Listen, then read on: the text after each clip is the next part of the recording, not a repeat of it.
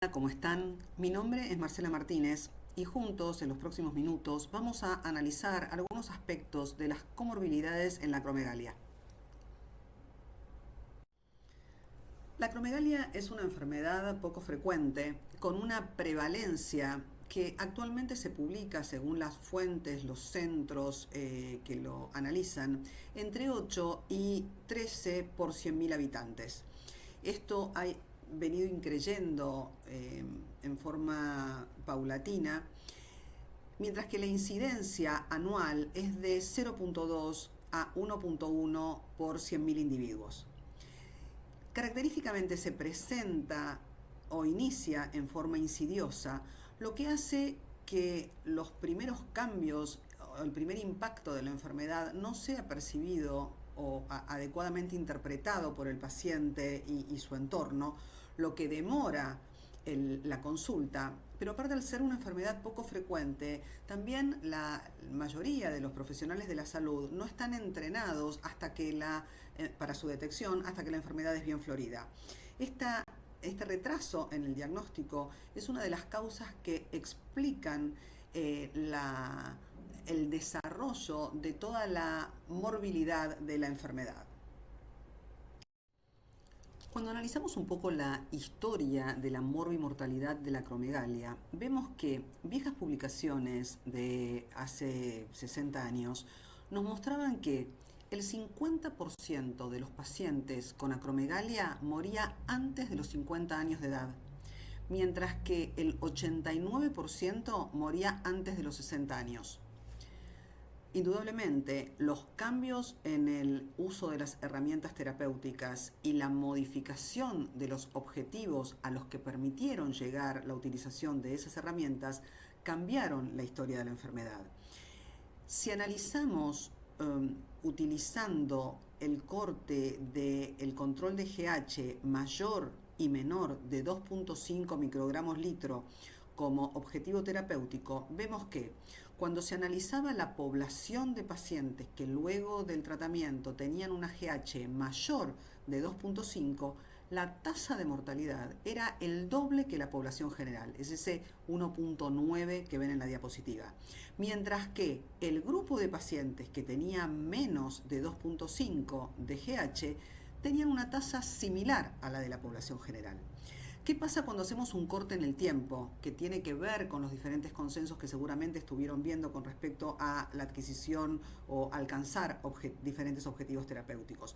Cuando se toma globalmente la tasa de mortalidad antes del 2008, esta era de aproximadamente 1,76, mientras que después del 2008, y esto está tomando todos los valores que alcanzaban, es decir, o todos los niveles de GH que alcanzaban, el valor era de 1,35.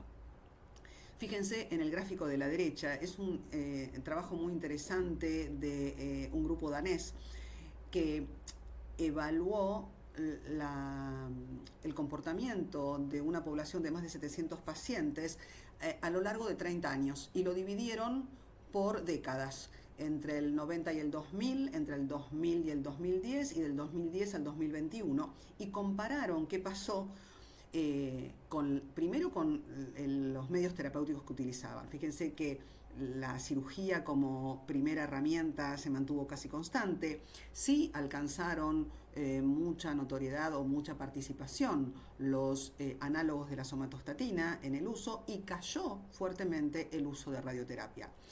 ¿En qué repercutió o qué se observó en esto? El gráfico que está marcado con el óvalo dorado, con el óvalo rojo, perdón, donde lo que ven es un cambio en la normalización o en alcanzar un objetivo de IGF-1 pautado como normal, significativamente diferente década a década. En este mismo trabajo danés de Rosendahl analizaron qué pasó con la mortalidad, y vemos en el gráfico de la izquierda cómo se prolongó la expectativa de vida década a década con, graficado de otra manera, la caída de la mortalidad cuando compararon la primera década con las últimas dos. Y en el cuadro de la derecha lo que analizan es la aparición de comorbilidades. Y fíjense en la última columna, cuando comparan qué pasó entre el 2010 y el 2021 comparado con el año 90 o con la década de los 90, hubo un aumento significativo de la enfermedad coronaria, de la presencia de diabetes, de la enfermedad articular, de la osteoporosis y de la apnea del sueño. ¿Qué significa esto? Los autores interpretan esto, por un lado, con el aumento de la expectativa de vida y el desarrollo o el tiempo para desarrollar complicaciones, y por otro lado, el aumento de la alerta médico en la búsqueda de esas enfermedades, porque esto estuvo acompañado, por ejemplo, de una caída de la mortalidad por enfermedad cardiovascular. Sin embargo, la única complicación que no mostró cambios significativos fue la aparición de cáncer, y después esto ya lo vamos a hablar o lo vamos a desarrollar en unas diapositivas más adelante, y fíjense la significativa caída de la mortalidad. Entonces, hacemos hincapié en la importancia que tiene la demora diagnóstica en el impacto y desarrollo de las comorbilidades. Actualmente se habla de demoras en reducción, pero habitualmente hablamos de 5 y hasta 14 años, con una tendencia a la reducción para poder hablar entre 5 y 10 años de demora diagnóstica. Y la exposición a concentraciones elevadas de GH y GF1 por parte de los diferentes tejidos se asocian con el desarrollo de comorbilidades, aumentando el riesgo del desarrollo de estas. 10 años en la demora diagnóstica se asocian con el doble de comorbilidades, tanto cardiovasculares como musculoesqueléticas. Así que el primer paso es estar alerta en todos los estigmas diagnósticos, tanto síntomas como signos, para un diagnóstico temprano. Las comorbilidades que pueden desarrollar o que tienen alto riesgo de desarrollar los pacientes con acromegalia son la enfermedad cardiovascular y enfermedad cerebrovascular, enfermedades metabólicas, aumento del riesgo de fracturas y osteoartropatía, enfermedades respiratorias, enfermedades neoplásicas, hipopituitarismo, y todo esto va con un alto impacto con deterioro en la calidad de vida. Es así que hoy los objetivos terapéuticos que nos planteamos con el paciente con acromegalia es el control de la secreción hormonal, el control del crecimiento tumoral y el control de los síntomas de la enfermedad y de las comorbilidades. La enfermedad cardiovascular constituye la primera causa de muerte en los pacientes con acromegalia en la mayoría de los reportes. Hay alguno que habla de enfermedad neoplásica como primera causa, pero en la mayoría de la bibliografía la enfermedad cardiovascular es la causa dominante. También es importante destacar que en los últimos años, con los cambios de objetivo que hablábamos inicialmente a nivel terapéutico y el cambio de uso de herramientas, esto ha sufrido una reducción muy marcada. Las entidades cardiovasculares que surgen como complicaciones son la cardiomiopatía, la insuficiencia cardíaca, la hipertensión arterial, las arritmias, la valvulopatía, la enfermedad coronaria y la enfermedad cardiovascular.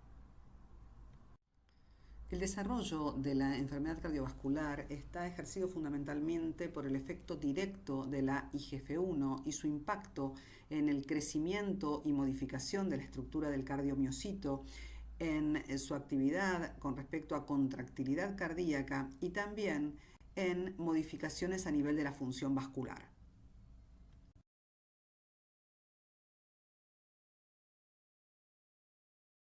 Una de las consecuencias de este impacto de la IGF-1 a nivel del miocardio es la cardiomiopatía hipertrófica. Característicamente se presenta como una hipertrofia biventricular concéntrica y afecta, según diferentes datos de la bibliografía, como pueden ver en el cuadro de la derecha, desde el 11 al 78% de la población con acromegalia. Esta gran variabilidad que observamos en los datos de la bibliografía tienen que ver con la metodología aplicada y con los diferentes criterios diagnósticos considerados.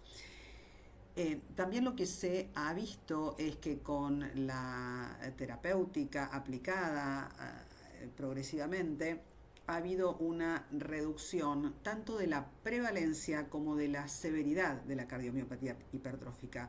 Y esto tiene que ver no solamente con el tratamiento de la acromegalia per se, sino también con el control de las comorbilidades como la hipertensión, la diabetes y la dislipemia, con un impacto favorable en la cardiomiopatía. El desarrollo de la miocardiopatía en acromegalia pasa por diferentes etapas. Una primera etapa con la hipertrofia miocárdica concéntrica muchas veces ya se encuentra al diagnóstico de la enfermedad, se ve más en pacientes jóvenes con duración corta de su evolución. Cursa con aumento de la frecuencia cardíaca y del gasto cardíaco y es una etapa reversible cuando se trata y se controla tanto la enfermedad como las comorbilidades. Luego esto evoluciona a una hipertrofia miocárdica severa ya con deterioro de la función sistólica y caída de la fracción de eyección primero en ejercicio y luego pasa cuando aumenta la gravedad al reposo. Se ve en pacientes adultos y si la enfermedad de base no se controla, ya evoluciona a la etapa final con disfunción sistólica en reposo, que evoluciona a la insuficiencia cardíaca y esta etapa sí ya es irreversible. Y estrechamente asociado a lo que hablamos recién, la insuficiencia cardíaca con diferentes etapas, la disfunción diastólica, que según el método diagnóstico y los criterios utilizados, varía entre el 11 y el 58%, es más frecuente en pacientes con diabetes y en pacientes añosos y mejora con el tratamiento médico de la enfermedad de base y la consecuente reducción de la hipertrofia ventricular.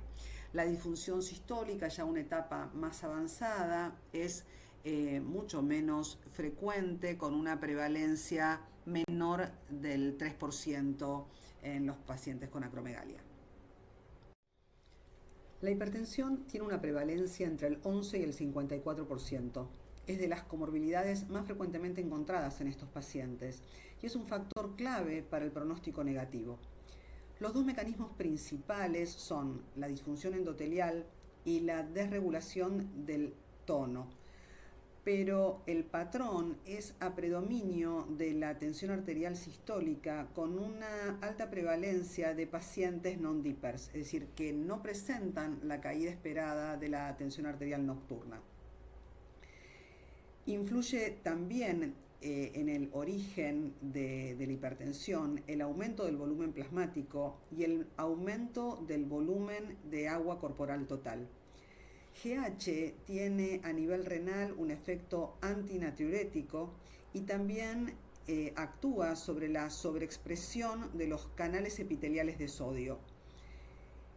Tiene también, tanto GH como IGF-1, un efecto estimulador de la secreción de aldosterona. La hipertensión arterial mejora con el tratamiento en forma paralela al descenso de IGF-1, pero solamente la hipertensión se normaliza en la mitad de los pacientes controlados. Es decir, la hipertensión es multifactorial y no debemos dejar de considerar la existencia de la hipertensión idiopática. El efecto de IGF-1 en los canales de calcio miocárdicos y el aumento de la fibrosis establecen un terreno proarritmogénico, con aumento de la frecuencia de arritmia en los pacientes que tienen enfermedad estructural miocárdica. Es frecuente que haya QTs prolongados que en los individuos normales, lo que establece un factor de riesgo para la arritmia.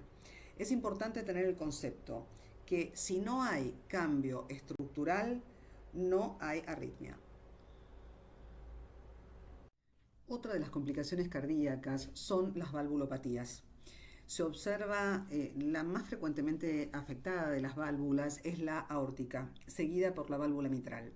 Y esto estaría relacionado con una alteración estructural del anillo de la válvula.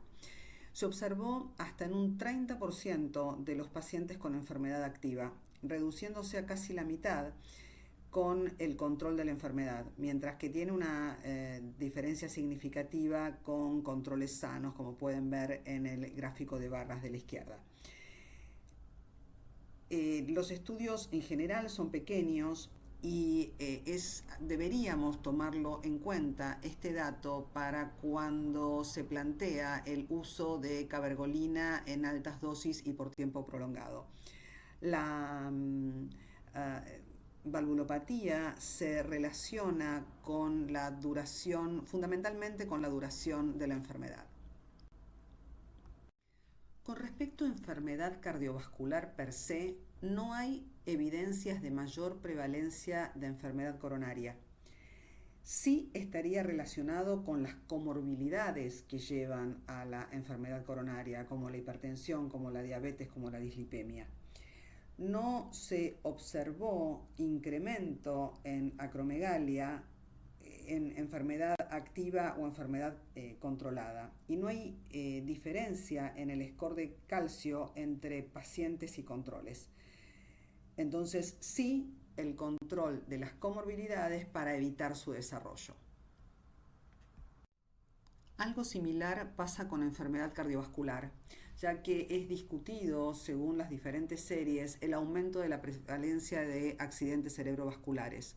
Y nuevamente tenemos que tomar en cuenta la asociación con la presencia de comorbilidades comunes entre la acromegalia y la enfermedad cerebrovascular, las mismas que vimos para la enfermedad coronaria. Sí hay una clara asociación, como es de esperar, en los pacientes con hipertensión arterial.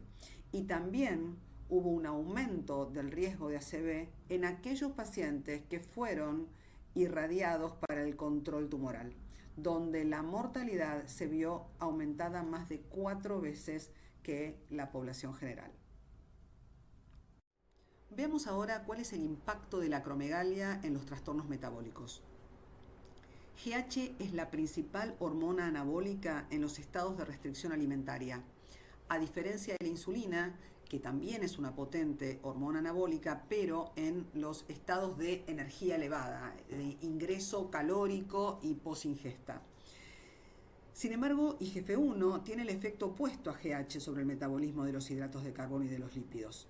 Veamos qué hace GH en el metabolismo hidrocarbonado y lipídico. Estimula la lipólisis y también la oxidación de los lípidos. Disminuye la captación de glucosa en el tejido adiposo por el aumento de los ácidos grasos libres y la disminución de los transportadores de glucosa 1 y 4. El aumento de ácidos grasos libres conduce a insulinoresistencia. GH también bloquea al sustrato 1 del receptor de insulina y a la fosfatidil-inositol 3 quinasa, deteriorando así la señal intracelular de la insulina, y aumenta la expresión de adipoquinas. Toda esta combinación lleva a un estado de insulinoresistencia. A nivel pancreático, sin embargo, estimula la proliferación de las células beta y la secreción de insulina. A nivel muscular, disminuye la captación de glucosa y también disminuye la capacidad de acción de los transportadores de glucosa, GLUT1 y GLUT4. Y a nivel hepático, aumenta la gluconeogénesis y también la síntesis de triglicéridos. Vimos, como dijimos anteriormente, que IGF-1 contrarresta el efecto de GH. En realidad tiene la acción opuesta, es un factor insulinosímil. El balance de este interjuego entre GH e IGF-1 en la acromegalia van a ser los que determinen el riesgo de desarrollar intolerancia a la glucosa o diabetes.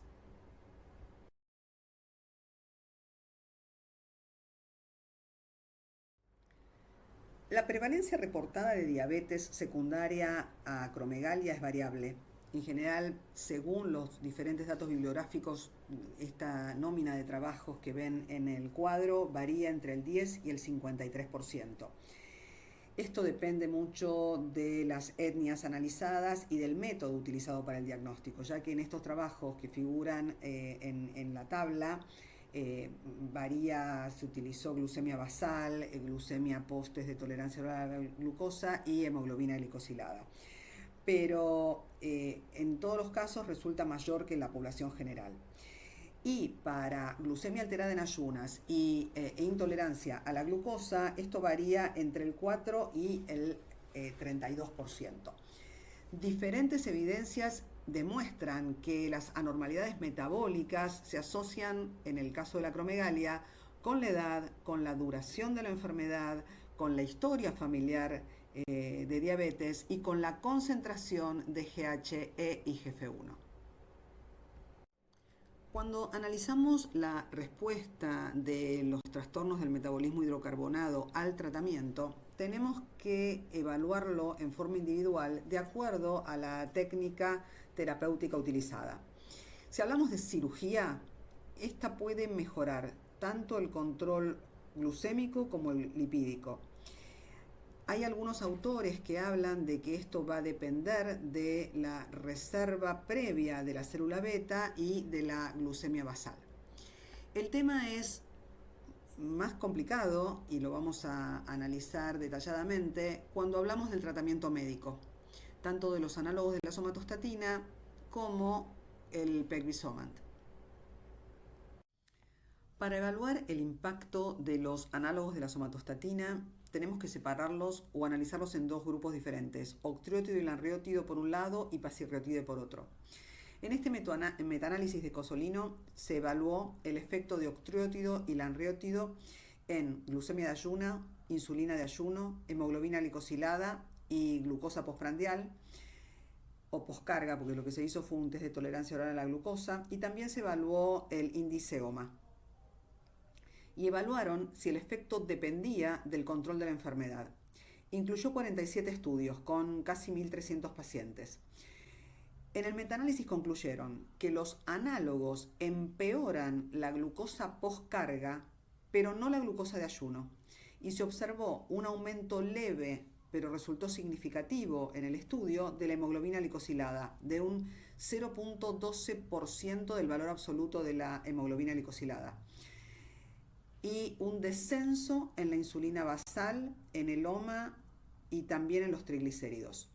Por lo tanto, lo que advierten en este estudio es que en los pacientes tratados con análogos de primera generación, controlar la glucemia postprandial.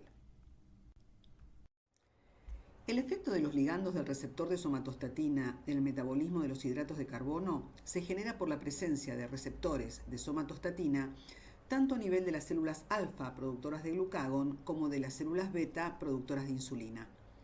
A nivel de la célula beta, los receptores son predominantemente del subtipo 5, mientras que los de la célula alfa son del subtipo 2. Pasirreotide se une con mayor afinidad a los receptores del subtipo 5, mientras que octreótido y lanreótido lo hacen en el subtipo 2 y 5, pero con mayor afinidad sobre el 2. La afinidad de pasirreotide por el subtipo 5 es 39 veces mayor que octreótido. De este balance surge el impacto sobre el control glucémico.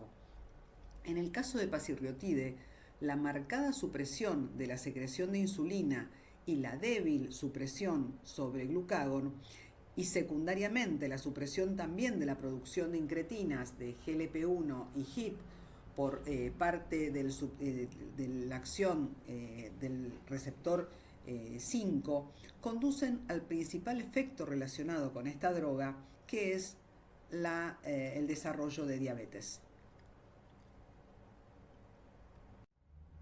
La prevalencia de hiperglucemia, tanto tolerancia alterada a la glucosa como intolerancia a la glucosa y diabetes con pasirreotide es alta. Según referencias de diferentes autores, se encuentra entre el 60 y el 90% de los tratados presentan hiperglucemia de cualquier tipo, tolerancia alterada, intolerancia o diabetes, y entre el 40 y el 70% presentan diabetes. En el estudio Paola, diseñado para evaluar la eficacia y seguridad de pasirriotide comparado con octreótido y lanreótido, se encontró que el 57% de los pacientes tratados con pasirriotide 40 miligramos desarrollaron algún tipo de trastorno del metabolismo hidrocarbonado relacionado con hiperglucemia. Se vio lo mismo en el 62% de los pacientes tratados con pasirriotide 60 miligramos, mientras que en los que estaban tratados con octreótido y lanreótido fue el 28%. La presencia de hiperglucemia fue similar tanto en los pacientes que respondieron bioquímicamente como los que no, con respecto al control de la enfermedad, pero fue más frecuente en los pacientes que previamente al tratamiento tenían una glucemia de ayuno mayor de 100. La hiperglucemia en todos los casos de tratamiento con pasirriotide fue reversible suspendido el tratamiento. En un análisis post-hoc para evaluar las características de los pacientes para desarrollar diabetes del estudio original Paola, encontraron que los pacientes con mayor riesgo para esta situación eran aquellos mayores de 40 años, con un índice de masa corporal mayor de 30, que tuvieran prediabetes o diabetes, teniendo en cuenta también que hayan sido valorados con test de tolerancia oral a la glucosa, que tengan historia de dislipemia e historia de hipertensión. En el estudio ACCESS, también destinado a evaluar la seguridad, pero con una única rama de pasirriotide 40 miligramos, observaron que la mayoría de los pacientes, independientemente de su estado metabólico al inicio, elevaban el valor de la glucemia. Y esta elevación se produce en los primeros 2 a 3 meses de tratamiento y luego se estabiliza. La hemoglobina glicosilada aumentó de 5.9 a 6.8 a los 3 meses y la glucemia de 100 miligramos decilitro a casi 136, y esto fue muy significativo. El 48% de los pacientes iniciaron medicación para el tratamiento de la hiperglucemia y el manejo se logró con una sola droga, que fue o metformina o inhibidores de DPP4.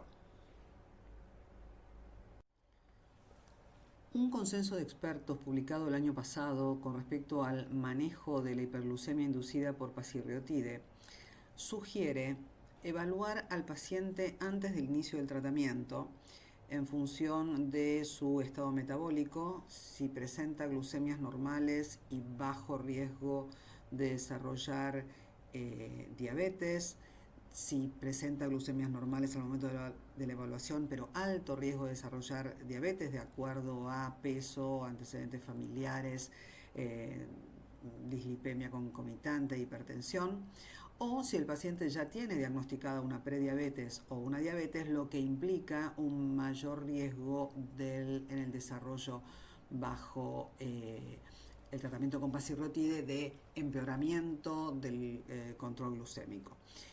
De acuerdo a esos 3 grupos, se establece una frecuencia de automonitoreo glucémico cada 2 semanas con automonitoreo por punción digital en el paciente sin riesgo y sin diabetes, una vez por semana para el paciente con alto riesgo de desarrollarla, o en el paciente diabético prediabético o diabético con la frecuencia que implique su estado metabólico y el tratamiento farmacológico que esté recibiendo en ese momento.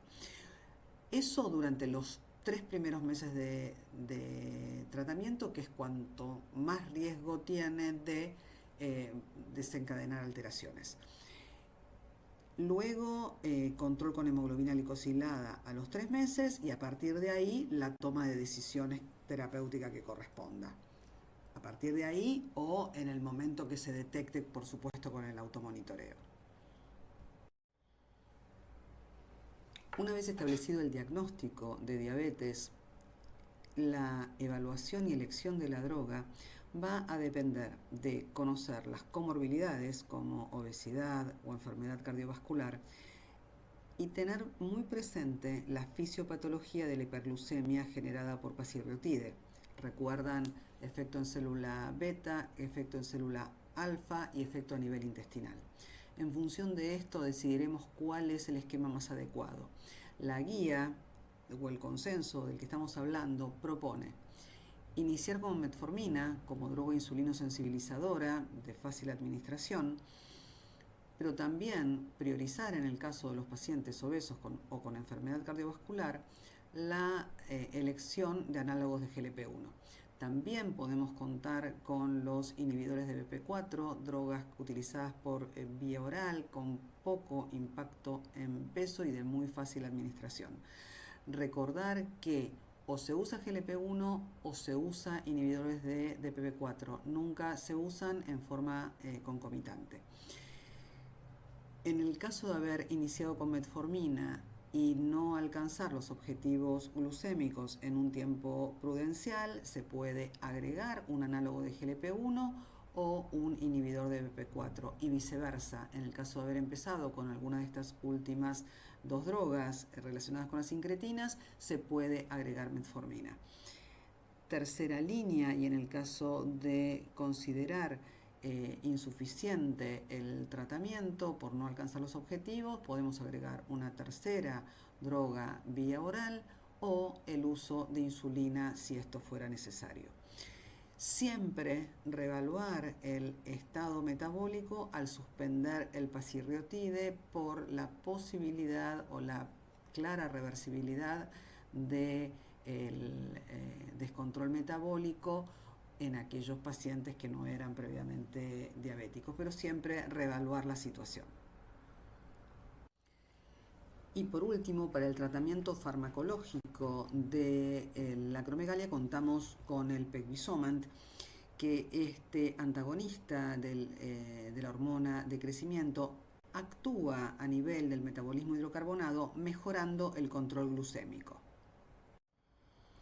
En un metaanálisis de estudios de intervención prospectivos que incluyó 550 pacientes, 3 estudios con pegvisomant y 5 estudios con pegvisomant y análogos de la somatostatina, se vio que pegvisomant redujo significativamente la glucemia de ayuno, la hemoglobina glicosilada, la insulinemia de ayuno y en consecuencia el OMA.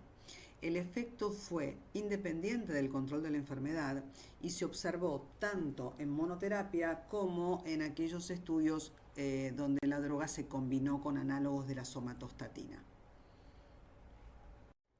La dislipemia se observa en el 13 al 51% de los pacientes. La característica del perfil lipídico en la acromegalia es el aumento de los triglicéridos y la caída del HDL, muy similar a lo que pasa en la diabetes. El tratamiento que se indica es el mismo de acuerdo a los criterios que utilizamos habitualmente en el control de lípidos en cualquier paciente. Y sí se observó que el perfil lipídico mejora con el control de la enfermedad.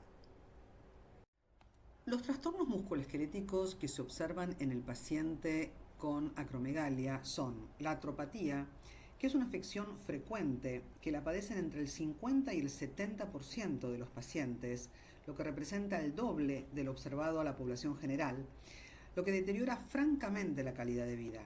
Es muy similar a la osteoartrosis primaria, pero esta presenta hipertrofia del cartílago articular con osteofitosis severa, lo que se observa en la radiografía como un aumento del espacio articular.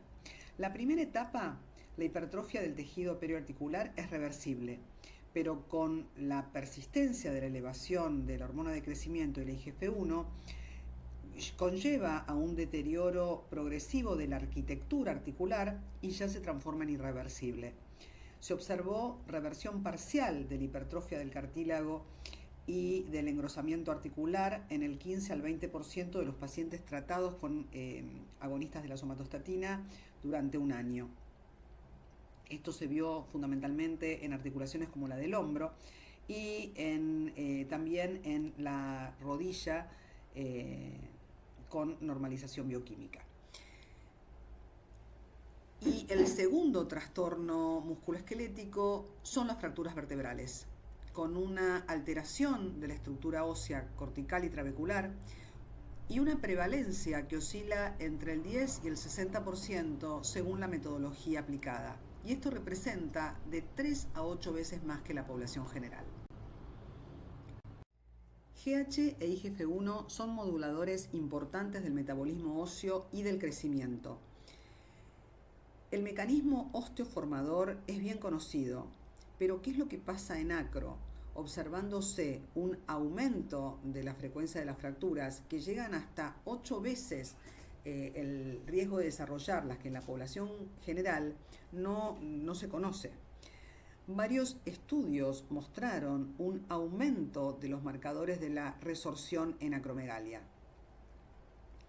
GH e IGF-1 en esta situación de hipersecreción inducen la producción de citoquinas, tanto interleuquina 6 como TNF-alfa. Interfieren la vía del Wnt y el sistema RANK ligando osteoprotegerina, desencadenando así un aumento de la resorción ósea. No vamos a analizar en este contexto qué es lo que pasa con hiperpara y neoplasias endócrinas múltiples asociadas con acromegalia. Vamos a enfocarnos qué pasa puntualmente en acromegalia. En este metaanálisis de Mazziotti, que evaluó la prevalencia de fracturas vertebrales en pacientes con acromegalia versus controles, encontraron un aumento significativo de más de 8 veces de fracturas vertebrales en los pacientes con acro que en los controles. Las fracturas vertebrales fueron más frecuentes en los pacientes con enfermedad activa que en los que tenían la enfermedad controlada, más de 3 veces más. Fue más frecuente en hombres que en mujeres y también fue mayor si estos hombres tenían hipogonadismo. Sin embargo, no se observaron diferencias en la densitometría en la región lumbar entre los pacientes con y sin fractura. Esto es un dato a destacar, ya que la densitometría, que es el método estándar de diagnóstico en la población general para evaluar densidad mineral ósea, en el contexto de acromegalia no es representativa. Y esto tiene que ver con algunos datos que hablamos al inicio de la artropatía en diabetes, por la presencia de osteofitos, por la hipertrofia facetaria, por la osificación periosteal y la alteración que justamente es en la microarquitectura trabecular no puede ser evaluada o evidenciada por este método. Entonces, el aumento del turnover óseo en acromegalia lleva a un trastorno estructural, tanto a nivel cortical como trabecular, que se traduce en una fragilidad esquelética con alto riesgo de fracturas vertebrales. Sin embargo, este trastorno estructural no puede ser evaluado por la densitometría por los puntos que analizamos recién. Necesitamos tener primero un estudio morfométrico de la vértebra de la columna, que lo hacemos mediante una radiología directa, analizando las formas y estructuras vertebrales en la búsqueda de fracturas. Existen mediciones de la microarquitectura trabecular, como se puede hacer por tomografía periférica de alta resolución, que permite detectar la alteración estructural trabecular y la pérdida de densidad volumétrica. Sin embargo, es un método caro, de difícil acceso, que se utiliza actualmente para investigación. Sí contamos con el score óseo trabecular, que se obtiene por un cálculo matemático a partir de una densitometría y correlaciona en forma directa con medidas de microarquitectura ósea, número de trabéculas, separación de trabéculas y el comportamiento mecánico. Los predictores de fractura vertebral en la acromegalia son la enfermedad activa, el antecedente de una fractura vertebral previa, el hipogonadismo y la disminución de la densidad mineral en la cadera. Estos tres últimos se mantiene el riesgo aún en pacientes con enfermedad controlada, ya que el riesgo persiste en los pacientes tratados y con secreción controlada, porque si bien disminuye el turnover óseo, también disminuye la formación. y esto fue evidenciado en múltiples estudios histomorfométricos. Con respecto al tratamiento de la osteoporosis en pacientes con acromegalia, no existen protocolos específicos tomando en cuenta la enfermedad de base. Sí se plantea el tratamiento basado en drogas antirresortivas pensando en su fisiopatología y también haciendo hincapié en adecuar el aporte de vitamina D, ya que la acromegalia constituye una situación de resistencia a la vitamina D. Es importante tomar en cuenta también la adecuación del reemplazo con estrógenos o andrógenos según corresponda en pacientes hipogonádicos. Por otra parte, también se sabe que la progresión del desarrollo de fracturas vertebrales fue reportada en pacientes que estaban bajo control bioquímico de la enfermedad, post tratamiento bajo control bioquímico. Especialmente esto se vio en hombres con antecedente previo de fractura. Con respecto al teriparatide y volviendo a la fisiopatología, solo se podría plantear en aquellos pacientes que ya están con control bioquímico, es decir, con IGF-1 en objetivo, con fractura vertebral y progresión de la fragilidad esquelética. Las enfermedades respiratorias se relacionan con cambios estructurales y funcionales, desde el macizo facial hasta todo el tracto respiratorio. Las complicaciones consisten en el síndrome de apnea obstructiva del sueño y en insuficiencia respiratoria. Las complicaciones respiratorias tienen en el paciente con acromegalia una mortalidad del 10 al 20%. Y más allá de las modificaciones anatómicas, hay también un compromiso relacionado a un componente central, por efecto directo de hormona de crecimiento e IGF-1 a este nivel. Sabemos bien que la apnea obstructiva del sueño se asocia en forma independiente a hipertensión arterial, a enfermedad cardiovascular, a más riesgo de ACV, a somnolencia y a disminución de la calidad de vida. Es por esto que es importante abordar esta complicación para reducir el riesgo de todas estas complicaciones que ya están asociadas con acromegalia en forma directa.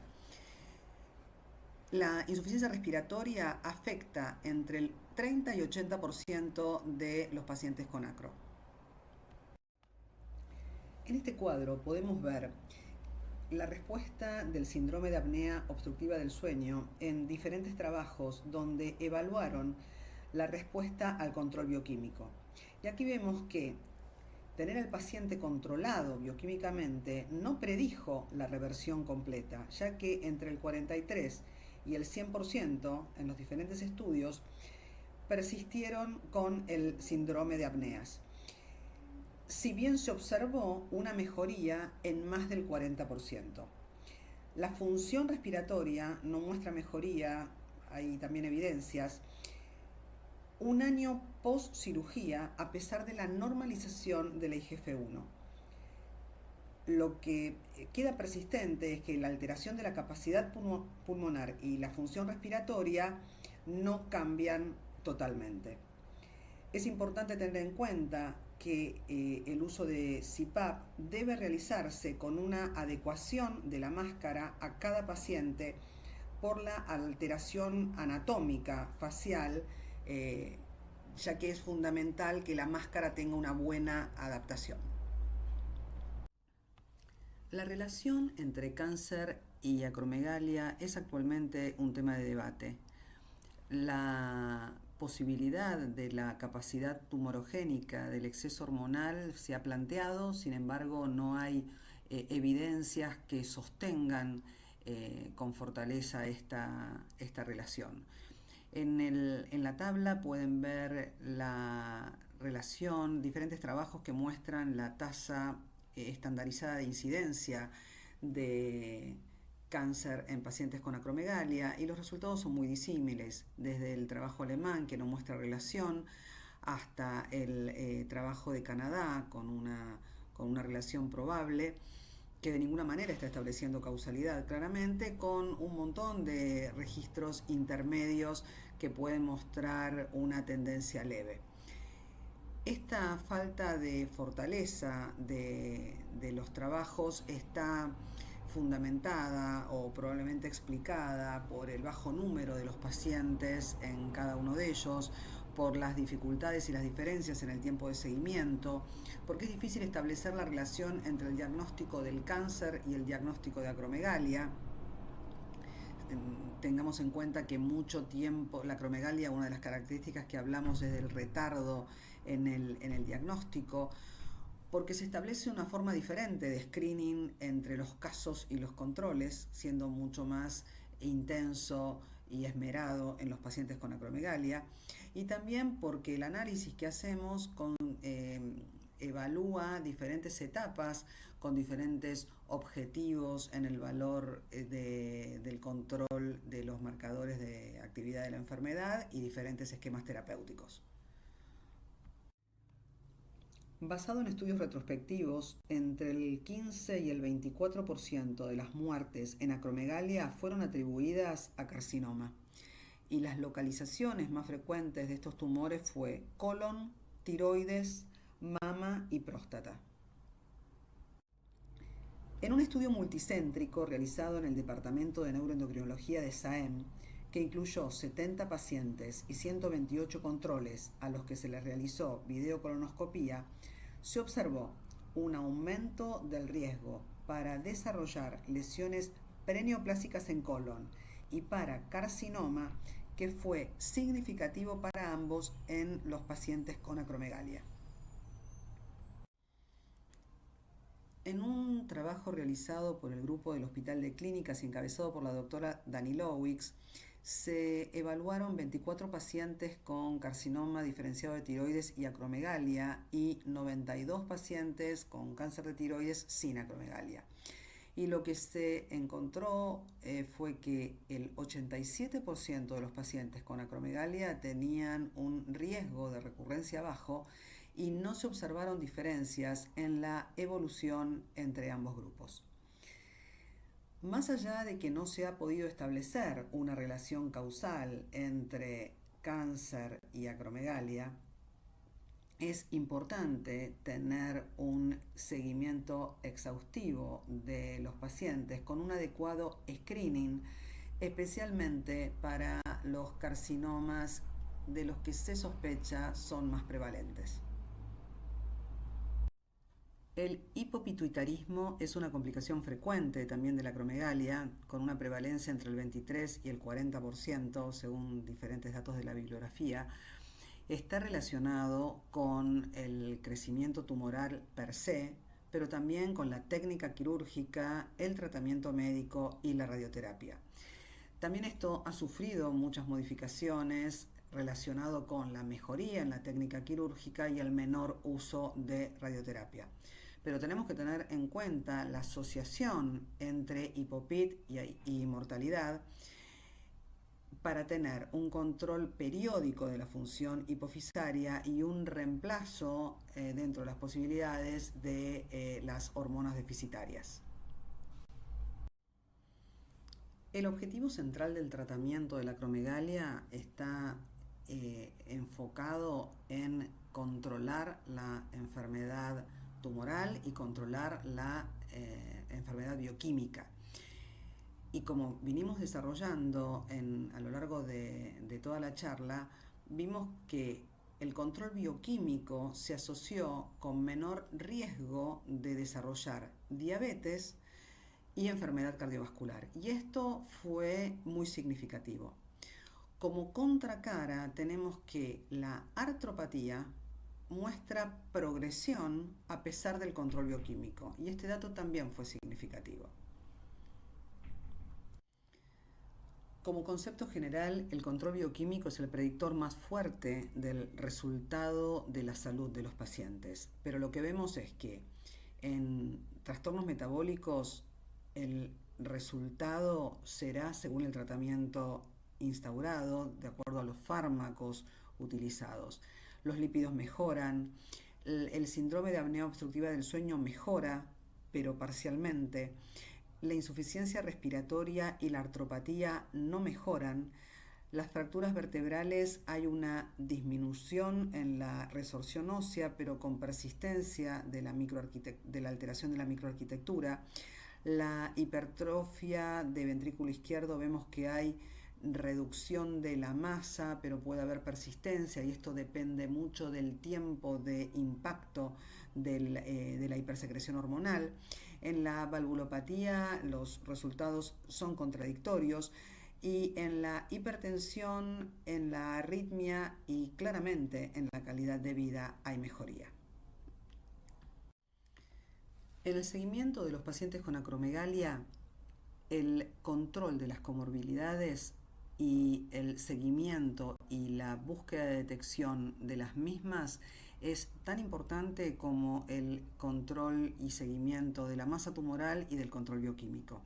Es así que debemos establecer una agenda de seguimiento en el que tomemos en cuenta el control de la tensión arterial con el pedido de un monitoreo ambulatorio de la presión arterial, y esto se establecerá la frecuencia óptima sugerida es, según diferentes autores, cada 6 meses, pero también esto va a estar muy supeditado a las características del paciente. Lo mismo el ecocardiograma, electrocardiograma, hacer estudio para detectar la apnea obstructiva del sueño por medio de una polisomnografía, ecodoppler arterial y venoso, control metabólico de laboratorio con realización del test de tolerancia oral a la glucosa cuando amerite, seguimiento de los ejes hormonales para establecer la existencia de panhipopituitarismo o su adecuado reemplazo, el estudio óseo con los métodos que necesitemos, recordar las dificultades que tiene el DEXA para detectar el trastorno de la microarquitectura, tener radiografía de columna, pedir el TBS, la fibrocolonoscopía de acuerdo a los protocolos que ameriten, ecografía tiroidea, siempre con control palpatorio en la consulta, control ginecológico o control de próstata según el género del paciente. Como mensaje central de esta charla es conocer, detectar e instrumentar el tratamiento para controlar cada una de las comorbilidades de la enfermedad. Para esto se deben seguir las recomendaciones según las guías para cada una de las patologías de acuerdo a lo que se cita para la población general. Tomemos en cuenta entonces la alta carga de comorbilidades que tiene la enfermedad, que el diagnóstico temprano es clave no solo para la detección de la acromegalia, sino para cada una de sus comorbilidades, que el tratamiento eficaz mejora desenlaces, si bien no los previene o no los revierte a todos en un 100%, mejora su evolución. Y tener una vigilancia activa y un seguimiento siempre interdisciplinario. Concluimos en que acromegalia se asocia a múltiples comorbilidades y al aumento de la mortalidad cuando no está controlada. La optimización del tratamiento reduce la tasa de mortalidad acercándola a la de la población general. El diagnóstico temprano y el tratamiento apropiado son las principales herramientas para la prevención del desarrollo de comorbilidades. El tratamiento integral de la acromegalia requiere ampliar el objetivo desde el control de la enfermedad al de cada una de las comorbilidades. En las comorbilidades que no existen indicaciones específicas para su control y tratamiento, se sugiere utilizar los mismos criterios que para la población general. Esta intervención requiere de un trabajo coordinado por un equipo multidisciplinario.